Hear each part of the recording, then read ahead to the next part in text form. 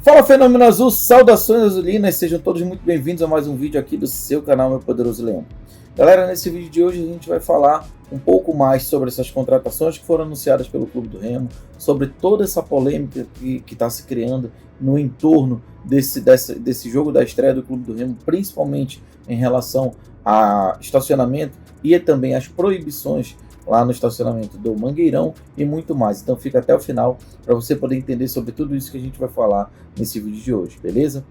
Lembrando que você já está chegando aqui para assistir o vídeo, verifica logo se é inscrito. Se não for, se inscreve no canal, aciona o sino da notificação e não esquece do like no vídeo. Não esquece também que todos os vídeos aqui do canal têm a parceria do portal FutePA, www.futepa.com.br, que é o maior e melhor portal de notícias do futebol paraense. Lá você encontra tudo o que acontece no seu time do coração. www.futepa.com.br. A outra parceria é da Bet Nacional, que é a maior e melhor casa de apostas esportivas do Brasil, onde você pode ter a segurança do depósito e do saque, tudo via Pix e na hora. Então você que já é um amante do futebol, quer aprofundar essa sua paixão pelo esporte, então começa a assistir ao futebol, fazendo a sua aposta, fazendo a sua profecia. Vai aqui no link também, clica lá no link, vai estar escrito mais. Clica no mais, vai abrir o link da Bet, você vai se cadastrar e já vai começar a fazer suas apostas agora para 2024. Bet Nacional, galera, aqui dá sempre jogo.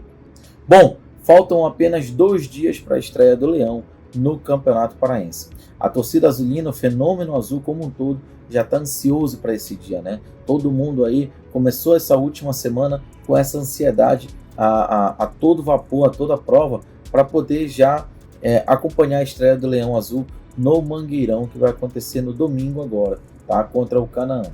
E aí também surgiram várias situações em relação a isso, várias situações que também colocaram a pulga atrás da orelha do torcedor azulino, ou também causaram algum tipo de polêmica, principalmente relacionado ao valor do estacionamento, um estacionamento que não coloca nenhum tipo de benefício para quem vai estacionar o carro, para quem vai deixar o carro lá, a não ser deixar o carro nas dependências do estádio, mas sem nenhum tipo de segurança, não tem segurança de nada.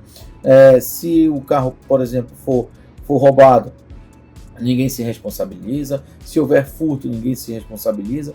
E o preço que vai ser pago, que está sendo cobrado aí em relação ao estacionamento, ele é praticamente o valor do ingresso. Então isso está gerando uma polêmica muito grande entre a torcida, uma insatisfação muito grande entre a torcida, e com razão. Para ser cobrado um valor como esse, muito próximo do valor do ingresso, tem que ter algum tipo de benefício, nem que seja alguém olhando os carros, alguém reparando os carros. Mas enfim, situações como essa, inclusive tem lá a questão da estação, que também não é utilizada, ou seja, um espaço amplo que poderia ser utilizado muito bem ali para fazer esse transporte, para fazer essa logística entre os torcedores que vão para o estádio, mas mesmo assim ele também não é utilizado. Enfim, muita coisa que ainda precisa ser melhorada em relação a essa logística do Mangueirão. O Mangueirão, ele ainda é mal visto, muito mal visto por alguns torcedores, por conta da logística, e não por conta em si do estádio. Mas a logística de chegar e principalmente sair do Mangueirão, principalmente quando são jogos muito tarde, ela é muito complicada, ela é muito dificultosa. E isso às vezes até afasta um pouco o torcedor. Tem alguns torcedores que acabam dizendo, não, se for no Baianão, se for num outro estádio eu até vou, mas no Mangueirão não dá por causa da logística. Então ainda permanece esse problema, e agora, para agravar isso tudo, tem essa série de proibições aí que foram colocadas, né? Som alto, barraca, garrafa de vidro, enfim, fogos de artifício. Tudo isso também foi colocado, e tudo isso que também faz parte da festa da torcida antes dos jogos. O torcedor já está acostumado a pegar aquele espaço do estacionamento, colocar um som de carro ali. Mas atrapalha muito quem mora lá perto. Eu entendo isso também, tá? Mas é um costume que está sendo retirado agora. Então, tem essa questão dos moradores que tem que ser avaliada, porque, querendo ou não, os caras moram lá. E esse papo de se muda, isso não é isso aí não é resposta. É muito fácil, você que não mora nas dependências do estádio, e muitas vezes não é nem por opção, é por falta de opção, melhor dizendo, chegar e dizer, se muda. Não é assim que funciona, isso não é a resposta. Algo precisa ser feito em relação a isso. A proibição total eu não vejo com bons olhos, mas também não vejo com bons olhos começar a prejudicar os moradores que moram ali no entorno, né? Lembrando que o nosso direito vai até onde, né, o fim do nosso direito vai até onde começa o direito do outro. Então isso tudo tem que ser estudado e já era para ter sido feito faz tempo. O Painão foi reformado, foi reaberto e os problemas antigos ainda continuam. Então precisa ser verificado tudo isso e, enfim, ajustado da melhor forma possível.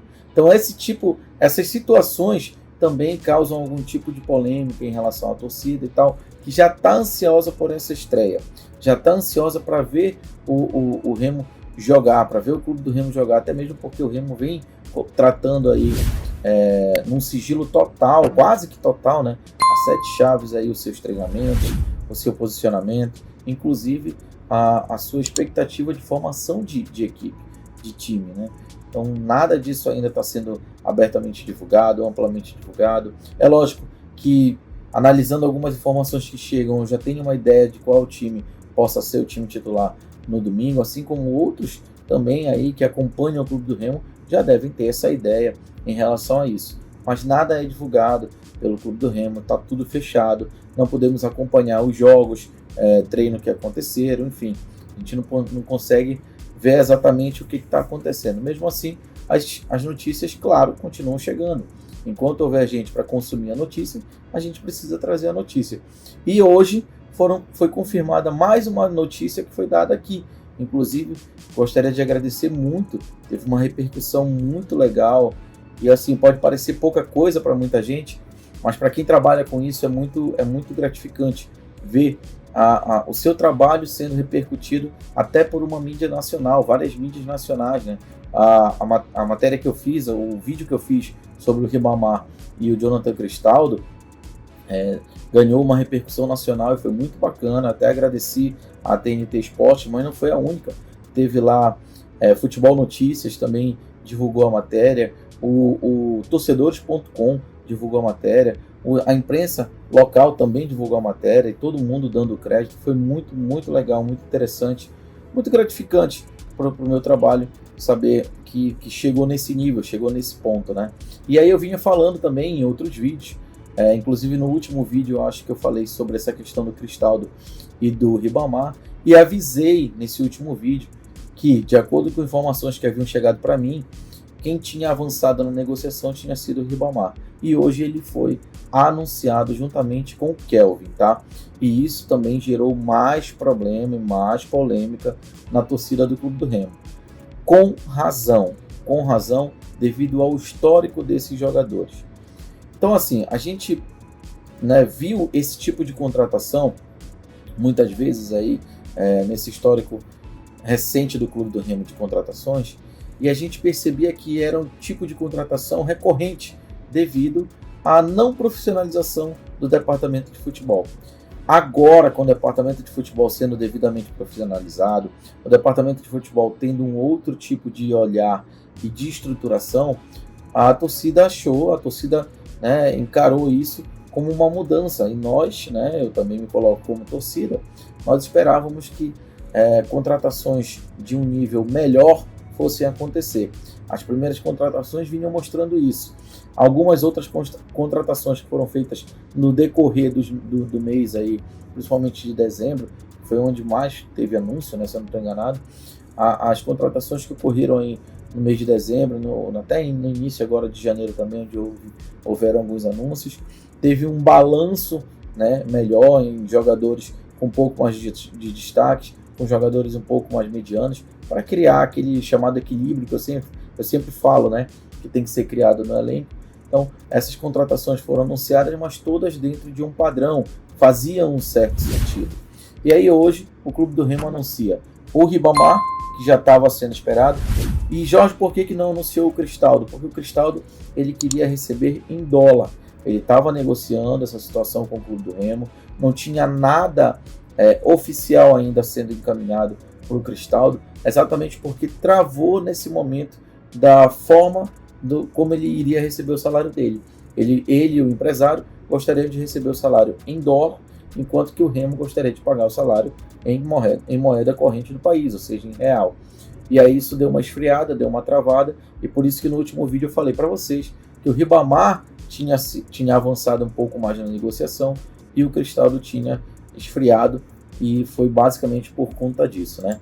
Então hoje o Remo anunciou o Ribamar, que, enfim, dispensa comentários, um jogador de 26 anos de idade, um jogador novo, né? Canhoto, centroavante, mas que tem um histórico ruim, principalmente em relação a gols perdidos. Realmente o histórico do jogador não é bom, e aí já começa a criar um clima na torcida de muito desgaste, né? Alguns torcedores encaram isso como uma espécie de aposta, o jogador ainda é novo, uma espécie de aposta, e sabendo que ele não vem para brigar por titularidade com o Ítalo, não tem como, pelo menos teoricamente não, e o problema todo é que tem o Canu. E aí muita gente, né, muitos torcedores falam sobre essa questão do Canu, o Canu deveria ter mais oportunidade, e aí a chegada do Ribamar provavelmente vai jogar o Canu para a terceira opção. Isso é uma coisa que vem acontecendo de forma recorrente no nosso futebol como um todo, né? E é uma pena, realmente. A gente quer que esses garotos tenham oportunidade, eles precisam ter oportunidade, não exatamente como titulares, mas eles precisam ter oportunidade. E talvez ali a experiência que eles precisam, né, para poder, quem sabe, aí, assumir uma titularidade no time profissional, seria exatamente o Parazão. O Parazão seria esse laboratório para esses garotos, né? Seria onde o clube teria a oportunidade clara e real de analisar esse profissional, esse jogador que passa por uma transição que eu já falei aqui várias vezes, não é feita da forma correta, infelizmente, mas que passa por uma transição e que precisa de oportunidades.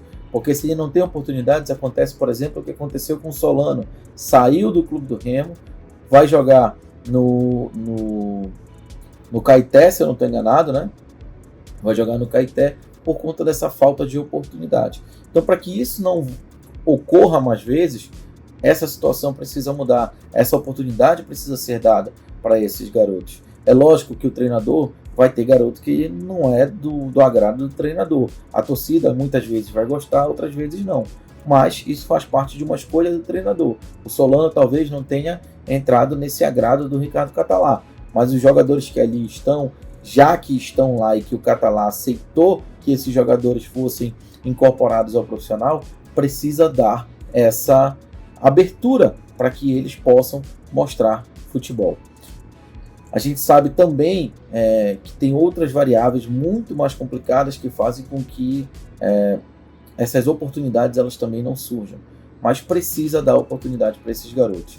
E, voltando a falar do Ribamar, isso aí causa mais polêmica ainda e mais complicação ainda entre a torcida. Torcedores muito revoltados com a situação da contratação do Ribamar, e principalmente por conta desse histórico dele e por conta também, né, de informações que chegam de outros clubes relacionados à passagem do Ribamar por lá, né? Inclusive o FB Scout fez um vídeo sobre o Ribamar, fez um vídeo sobre o Kelvin também, e a avaliação do FB Scout não foi muito boa em relação a esses jogadores. Bom, o Kevin, por sua vez, é um jogador mais experiente, mais rodado, mais experimentado, um jogador de 30 anos, que é ponta. Ele pode jogar tanto de ponta esquerda quanto de ponta direita, mas ele é canhoto, jogador canhoto. Ele estava agora no futebol japonês, onde ele passou 2 temporadas. Nessas 2 temporadas ele fez 45 jogos e ele marcou 4 gols e deu 1 assistência no futebol japonês. Em 2021, quando ele passou pelo Vila Nova, ele fez 47 partidas e participou, né, de 47 partidas e fez 3 gols. No Botafogo, onde ele ficou em 2020, no Botafogo e Avaí, ele fez ali, ele chegou a fazer 16 partidas sem nenhum gol. Então, assim, ele passou pelo Porto também, ele passou pelo Porto de 2011 até 2014, mais ou menos, e o histórico dele de gols realmente não é grande. Então, assim, essa primeira avaliação que é feita com base nesses números é uma avaliação mais fria, mas é uma avaliação que precisa ser feita e para a gente ter um parâmetro até para poder falar sobre qualquer tipo de situação em relação a esses jogadores. O fato é que o histórico dos jogadores não é bom, não é um histórico bom. Acredita-se que, principalmente em relação ao Ribamar, seja uma aposta. Lembrando que esses dois jogadores, assim como todos os outros que vieram, tiveram um aval do Sérgio Papelin. Então, assim, agora a gente não está falando de jogadores que têm um histórico ruim que vem através de pitaqueiros. A gente está falando de jogadores que têm histórico ruim e que estão vindo através de um CEO experimentado, um cara que conhece de futebol, um cara que tem uma política de contratação e de análise, tem uma equipe para isso. Então, assim, é esperar para ver o que vai acontecer. Infelizmente. Jorge, mas eu não queria. Muita gente não queria. Talvez eu também não quisesse que os dois viessem, mas eles vieram, foram anunciados e agora é aguardar para ver o que o Papelin, o que o Catalá vai conseguir fazer com esses jogadores. Tá? O fato é, provavelmente esses jogadores vêm para essa experimentação, digamos assim, para verificar como eles vão desempenhar o trabalho deles dentro do Clube do Remo, e dependendo dessa avaliação logo no início da temporada, nos primeiros campeonatos que o Remo vai disputar, pode ser que eles nem fiquem. Então, infelizmente, gente, o futebol ele é feito disso, de acertos e de erros. Pode ter sido um erro do Papelin? Claro que pode ter sido um erro, tá? Mas a gente tem que esperar para ver como isso vai se desenrolar. Ninguém vai acertar o tempo todo. E outra coisa, apesar de muita gente não gostar de ouvir isso, mas um time ele não é formado só de jogadores titulares. Ele é formado de um balanço entre titulares e reservas, porém os reservas, mesmo numa condição técnica inferior, né, um pouco menor, mas eles têm que dar essa continuidade de trabalho quando eles têm que substituir os titulares. Então, assim, isso faz parte, essa mescla desses jogadores faz parte, inclusive a mescla de jogadores já profissionais, já experimentados, com jogadores de base também faz parte, mas essa base precisa ter espaço. Precisa ter espaço. E infelizmente, uma contratação como essa, um anúncio de contratação como esse, acaba gerando dúvida na torcida se esses garotos vão ter realmente espaço ou não. Por exemplo, a vinda do Kelvin e a vinda do Ribamar podem tirar de cena o Canu e o Filipinho. Dois jogadores aí que demonstraram muito valor, demonstraram muita eficiência na base e que a gente quer ver no profissional. Agora, se o Ricardo Catalá realmente seguir a linha de raciocínio dele, que ele falou, onde ele disse que a titularidade depende do esforço de cada um no treino, vamos ver como é que vai ficar. Aí vai depender dos garotos, como eles vão estar treinando, se eles vão estar bem, se eles não vão estar bem, tá? Só que isso, infelizmente, vai sair somente de uma avaliação interna. Nós, aqui de fora, tanto imprensa quanto torcedores, nós não temos como avaliar, até mesmo porque está tudo fechado dentro do Clube do Remo. Então agora não tem jeito, é aguardar e ver o que vai acontecer daqui para frente. O fato é, o jogo vai ser no domingo, já estou com quase tudo preparado, fazendo os últimos testes, verificando as últimas situações, para poder trazer todas as emoções do pré-jogo, do pós-jogo, aqui no canal Meu Poderoso Leão, como eu sempre fiz para vocês. Então, é como eu sempre digo, fiquem ligados aqui no canal, para você não perder nada do que acontece no nosso Leão Azul de Antônio Baena, o filho da glória do triunfo, o rei da Amazônia. É isso, gente, eu vou ficando por aqui, muito obrigado por tudo.